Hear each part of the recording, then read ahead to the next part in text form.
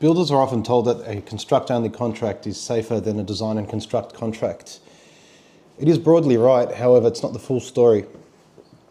A construct-only label won't by itself stop a builder from being drawn into a design dispute. So what really matters is the actual risk allocation in the conditions of the contract during the drafting and execution of the contract process. The drafting of the design responsibility provisions in the contract, the product substitution process, and the evidence trail leading up to the creation of the contract created before even the materials are ordered and installed are very important. There's a recent New South Wales Supreme Court decision which came out this year.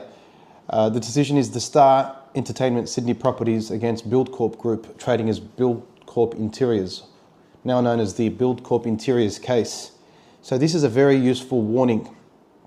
So the owner of the Star Casino sought about $4 million in remediation costs after the aluminium composite panels were installed on parts of the casino complex during 3 refurb projects.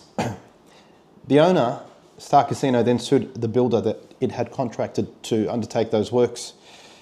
So the builder then cross-claimed against the architect and against the facade subcontractors and its insurers.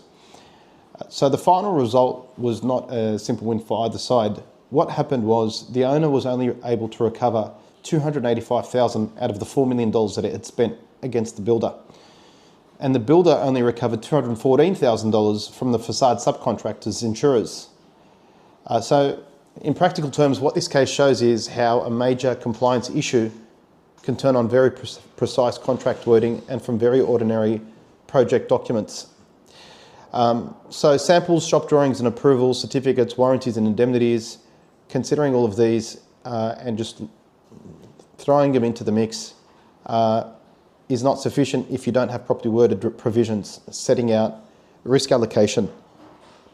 So for builders, the lesson is that if you take a commercial rather than academic approach, and if you're not properly defining the risks, product substitution and risk compliance responsibility before the contract's signed, those issues will later be defined by the lawyers and the courts and the experts.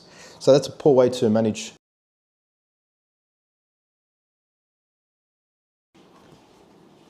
Builders are often told that a construct-only contract is safer than a design and construct contract.